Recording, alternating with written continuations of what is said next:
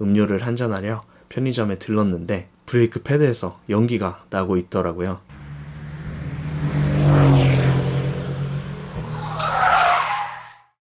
안녕하세요, 사는 이유입니다. 오늘은 조금 독특한 주제로 이야기를 나눠볼까 합니다. 바로 기아 카니발에 대한 이야기죠.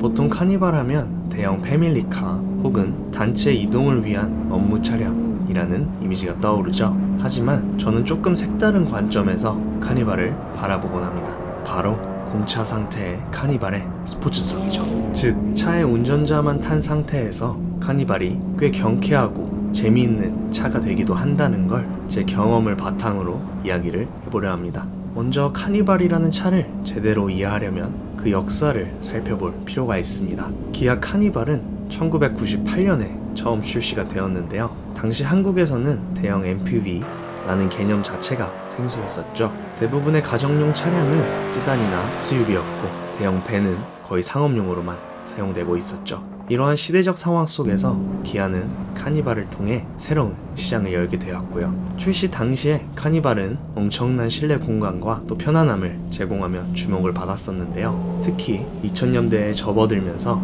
해외 시장에서도 인기를 끌었고 미국에서는 세도나라는 이름으로 판매되며 글로벌로서의 입지도 다져갔습니다. 이후 세대를 거듭하며 디자인과 기술이 발전했고 지금의 4세대 카니발에 이르게 되었죠.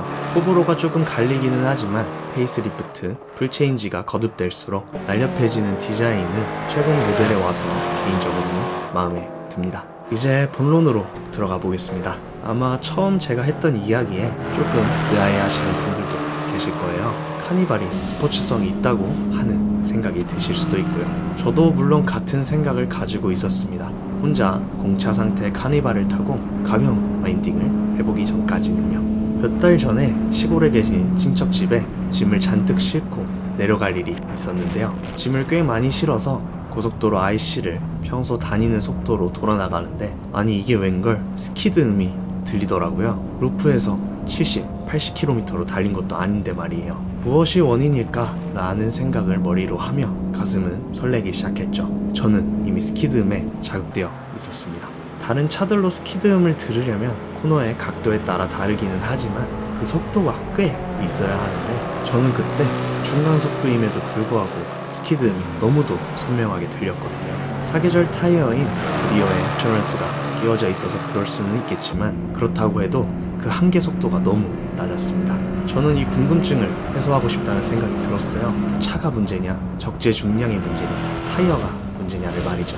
그렇게 짐을 다 내려놓고 식사 후에 해질녘쯤 한적한 산길을 찾아 떠났습니다. 그리고 곧 주변에서 정말 차도 사람도 다니지 않아서 도로 위에 낙엽이 잔뜩 떨어져 있을 정도로 인적이라고는 찾아볼 수 없는 무명 왕복 2차선 산길에 들어서게 되었죠. 그렇게 아무런 짐도 싣지 않은 공차 상태로 와인딩을 제한 속도 내에서 가볍게 돌아봤습니다. 사실 처음에는 이 큰 차로 와인딩을 한다는 것 자체가 약간 무모하게 느껴지기는 했는데요. 그래서 오히려 스포츠성이 짙은 차들을 탈 때보다 더 긴장이 되더라고요. 무거운 무게 때문에 까딱 잘못하면 언더스티어가 발생해 절벽 쪽으로 쭉 밀려나갈 걸 알고 있었기 때문이죠.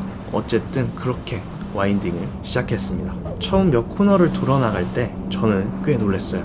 이게 카니발이 맞아? 라는 생각이 들 정도로 생각 이상으로 차량이 경쾌하게 반응하더군요. 특히 주간에 짐을 가득 싣고 주행을 했어서 그런지 공차 상태에서는 차량의 거동이 꽤 많이 가벼운 느낌이었어요. 헤어핀 코너에서 일단 엑셀을 조금 깊게 밟으면 20에서 30 정도의 속도에도 앞 타이어에서 휠스핀이 일어나는데도 불구하고 뒷바퀴 두 개가 굉장히 뉴트럴하게 코너 안쪽으로 파고 들어주었습니다. 차량의 무게와 또 도로의 상태로 인해 속도를 크게 낼 수도 없었지만 코너에서 조금만 속도가 올라가면 언더스티어가 날랑말랑하면서 TCS가 개입하는데 적은 속도임에도 불구하고 TCS가 개입하는 게 너무 재밌더라고요. 높은 속도도 아니라 상대적으로 안전한 느낌도 들고요. 그렇게 한참 산길을 돌고 음료를 한잔하려 편의점에 들렀는데 브레이크 패드에서 연기가 나고 있더라고요. 안 그래도 차량 무게를 감안해서 그렇게 무리한 브레이킹은 하지 않았음에도 불구하고 내리막에서 2톤의 무게를 무시는 못하겠다 싶었습니다. 엔진 브레이킹도 적절히 썼다고 생각을 했는데 조금 부족했나 싶기도 하고요. 그 탄내를 맡으며 다시 집으로 돌아가는 길에 역시 차는 작고 가벼운 게 최고긴 하구나 라는 생각과 함께 생각 이상으로 재밌는 주행 경험이었다 라는 생각도 들더라고요. 결과적으로는 살짝 무리한 주행이 되었기는 했지만 이런 경험 덕분에 카니발이라는 차의 숨겨진 가능성을 몸소 체감하게 됐습니다. 주행 중 느낀 점 중 하나는 카니발의 코너링 성능이 의외로 훌륭했다는 점인데요. 산길 와인딩에서 이런 크기의 차가 생각 이상으로 민첩하게 움직일 수 있다니 정말 놀라운 경험이었어요. 제게 카니발은 벤이라는 인식이 너무 강했어서 상대적으로 더 그렇게 느껴졌을 수도 있지만요. 이런 제 경험으로 인해 공짜 상태의 카니발은 꽤 즐거운 차라고 해도 과언이 아니란 걸 알게 되었습니다. 늘 제가 말씀은 드리지만 여기서의 성능은 레이싱이나 트랙 주행만큼의 가혹한 주행을 말하는 것이 아니고 일반적인 상황에서의 약간 더 스포츠성 주행일 경우를 이야기합니다.